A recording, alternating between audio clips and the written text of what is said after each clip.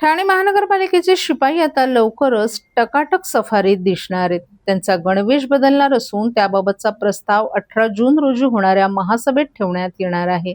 महापौर, उपमहापौर आणि इतर पदाधिकाऱ्यांच्या दालनामध्ये कार्यरत असलेल्या एकूण 44 कर्मचाऱ्यांचे गणवेश बदलून त्यांना आकर्षक सफारी दिली जाणार आहे. ठाणे महानगरपालिकेचे महापौर, उपमहापौर आणि अन्य पदाधिकाऱ्यांच्या दालनामध्ये गेल्या अनेक वर्षांपासून काम करत असलेले शिपाई सध्या खासगी गणवेशात दिसून येतात. त्यांचा आता गणवेश बदलणार असून वरिष्ठ शिपायांना पांढऱ्या रंगाचा गणवेश दिला जाईल. तसंच त्यांच्या गणवेशावर लाल रंगाचा पट्टा देखील असणार आहे. गणवेश बदलण्यासंदर्भातील प्रस्ताव महासभेत मंजूर झाल्यानंतर त्याची अंमलबजावणी केली जाणार आहे. महापौर, उपमहापौर आणि पदाधिकाऱ्यांच्या बैठकींमध्ये विविध क्षेत्रातील मंडळी येत असतात.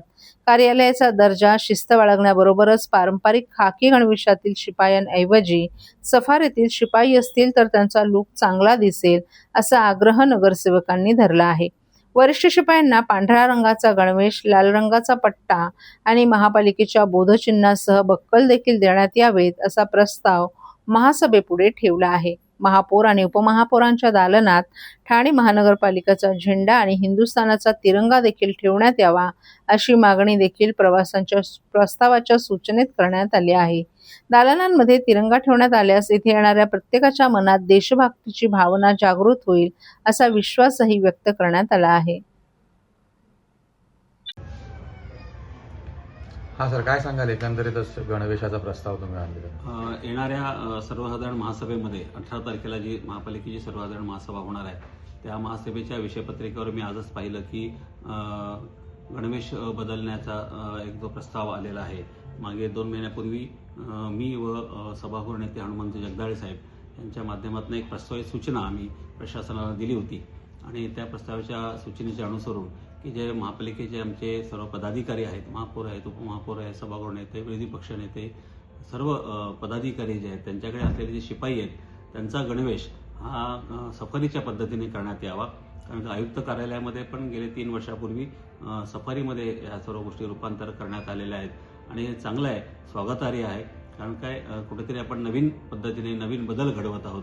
त्याच्यामुळे खाकी ही संकल्पना दूर करून त्या ठिकाणी सफारीच्या रूपामध्ये आपण सर्व सफारी जे काय आपले शिपाई आहेत त्या पदाधिकाऱ्यांकडे त्यांचा गणवेश त्या ठिकाणी करणार आहोत. अंदाजे एकूण 44 ते 50 शिपाई असतील की त्यांचा गणवेश हा सफारीच्या रूपात करण्यात यावा आणि त्याचा प्रस्ताव या महासभेच्या पटलावर आहे. सर्वच पदाधिकाऱ्यांचं हे मत होतं. अनेक कर्मचारी यांनी आमच्याकडे ही इच्छा व्यक्त केली होती आणि त्याच्या अनुसरून हा बदल करणं अपेक्षित होता आणि त्यानुसार प्रशासनाने तो प्रस्ताव आणलेला आहे आणि तो स्वागतार्ह आहे.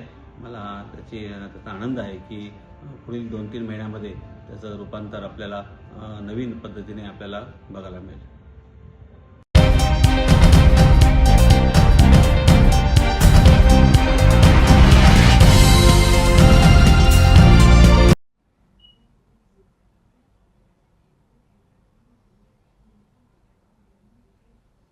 खासदार नरेश म्हस्के यांनी विरोधकांवर जोरदार टीका करताना संजय राऊत यांच्यावरही निशाणा साधलाय.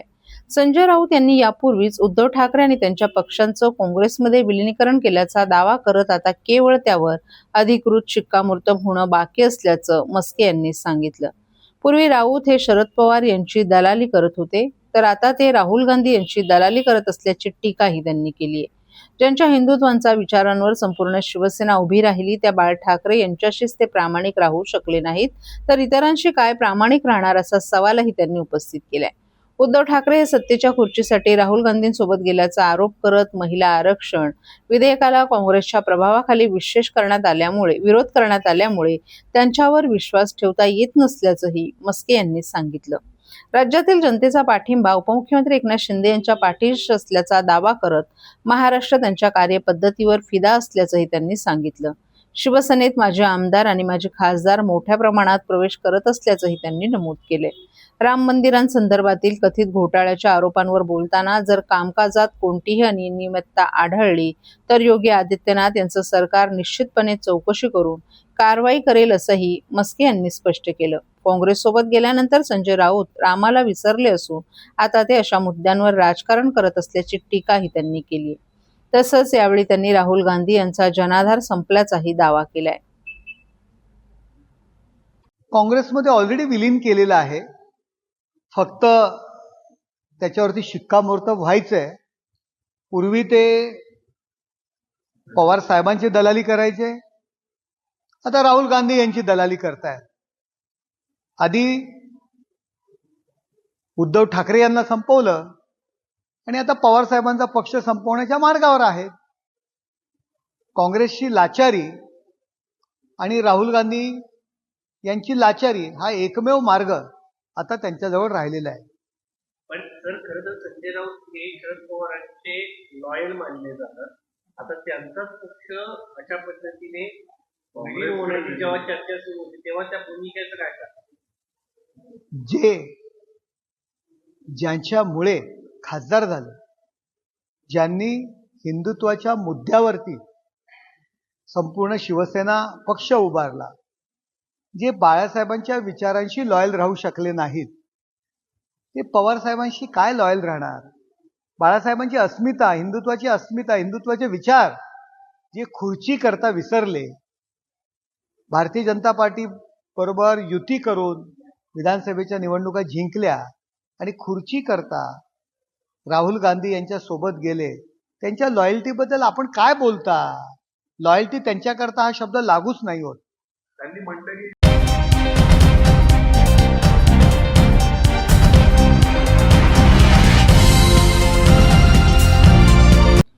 ठाणे शहरात अनधिकृत बांधकामं आणि फेरीवाल्यांचं पेव फुटलं असून अधिकाऱ्यांच्या निष्क्रियतेमुळे माफिया मुजोर झालेत, तर आयुक्त अधिकाऱ्यांवर कारवाई करत नाहीत. ही गंभीर समस्या येत्या पावसाळी अधिवेशनात ऐरणीवर आणणार असल्याची माहिती आमदार संजय केळकर यांनी दिली आहे.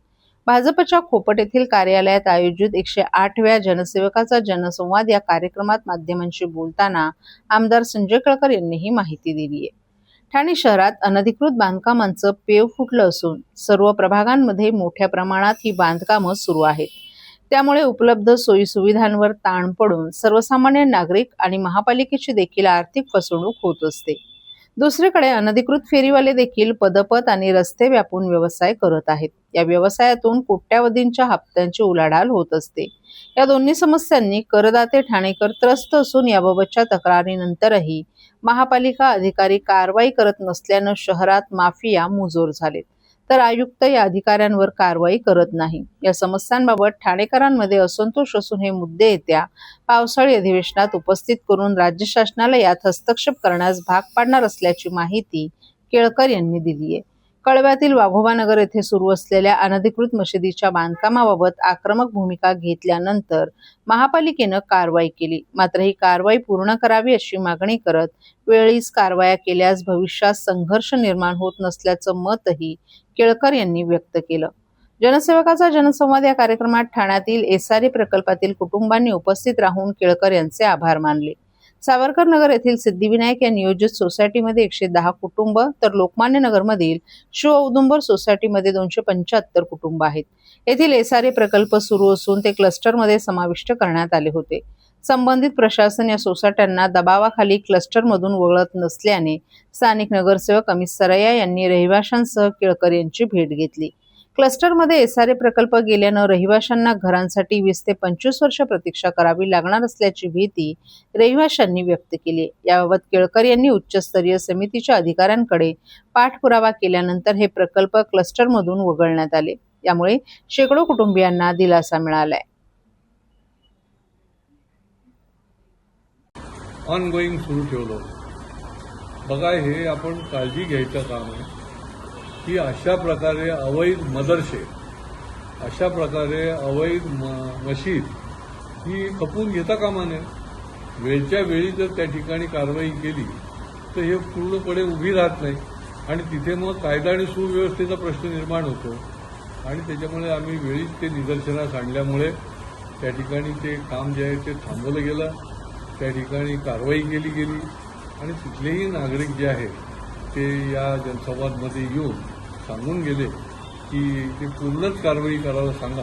त्यांनी जरी कारवाई केलेली असली तरी पूर्ण कारवाई झाली तर त्याचा निश्चितपणे तिथल्या नागरिकांना दिलासा मिळेल. असे विविध विषय जे आहेत ते आज देखील लोकांनी या ठिकाणी आणले होते आणि जो अडेल नडेल, जो अडचणीत आहे त्याला दिलासा देण्याचा, त्याला आधार देण्याचं काम या जनसंवाद उपक्रमामधनं आम्ही सगळी मंडळी, मी आणि माझे सर्व सहकारी हे यापुढे देखील करत राहणार.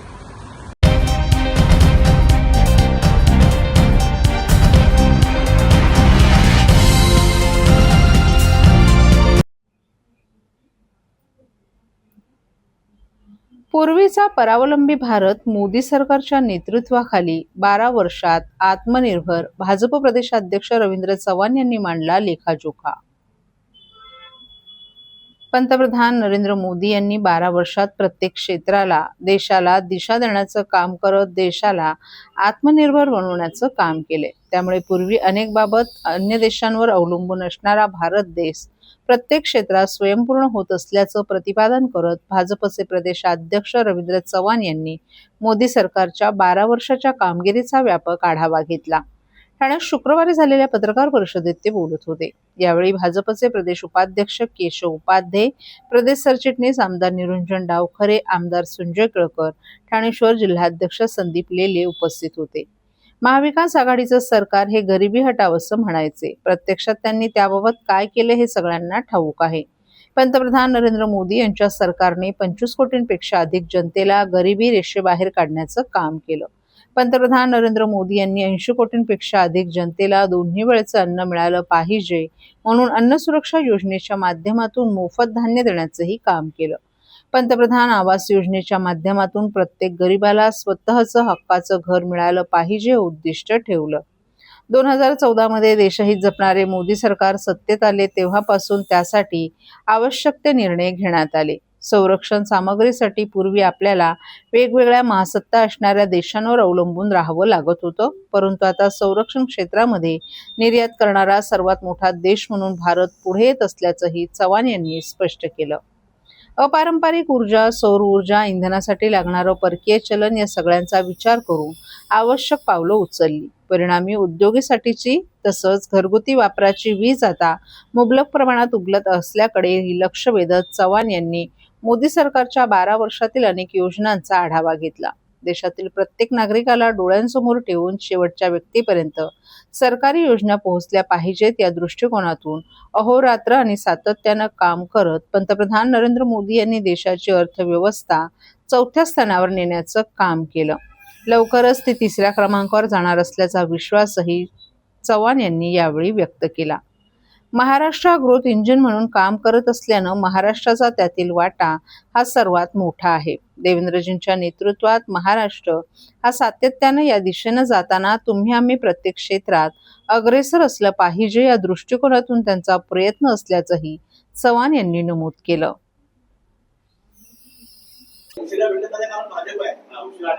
दोन गोष्टी फार महत्वाच्या असतात. सर्वच प्रश्नांची उत्तरं ही पत्रकार परिषदेमध्ये द्यायची नसतात. त्यामुळे काही प्रश्न जे आहेत किंवा त्या प्रश्नांची उत्तरं जे प्रश्न उपस्थित करतात त्यांच्याकडेच असतात आणि ते कुठेतरी नेत्यांकडून त्यांच्या तोंडातून काढण्याचा प्रयत्न करतात. प्रदेश अध्यक्ष म्हणून ते उत्तर द्यावं, उदयजींनी सांगितलं म्हणून द्यावं किंवा उदयजींनाही ते माहित आहे, मलाही माहित आहे आणि आदरणीय सर्व नेत्यांना सुद्धा माहित आहे, परंतु त्याचं उत्तर किंवा या सगळ्या गोष्टी ज्या आहेत त्या न देणं हे योग्य असतं. आणि दुसरं यामध्ये फार महत्वाचं की पिंपळेश्वर महादेवाचं मंदिर हे त्या ट्रस्टला मिळणं, महायुतीच्या सरकारमुळे मिळणं. आपण त्या पूर्णच्या पूर्ण कार्यक्रमामध्ये पाहिलं असेल की अतिशय थोड्या वेळातला तो कार्यक्रम होता. देवेंद्रजींनी त्या कार्यक्रमामध्ये अतिशय स्पष्टपणे त्या संपूर्ण विषय हा मांडला. आदरणीय महाराष्ट्राचे मुख्यमंत्री म्हणून, आदरणीय उपमुख्यमंत्री म्हणून एकनाथराव शिंदे असतील, सुनेत्राताई असतील, आदरणीय उदयजी असतील, आदरणीय बावनकुळेजी असतील आणि मंत्रिमंडळातील असणारे सर्वजण, या सर्वांनी केलेल्या सहकार्यामुळेच आणि महादेवाच्या असणाऱ्या भक्तांची असणारी श्रद्धा, खरं तर प्रत्येक गोष्ट हे निमित्त असतं, कोणाकडून करून घ्यावं हेही निमित्त असतं. महादेवानेच ठरवलं की ते महायुतीकडून करून घ्यायचं आणि ते त्यामुळे ते घडलं असं मला वाटतं. पण सर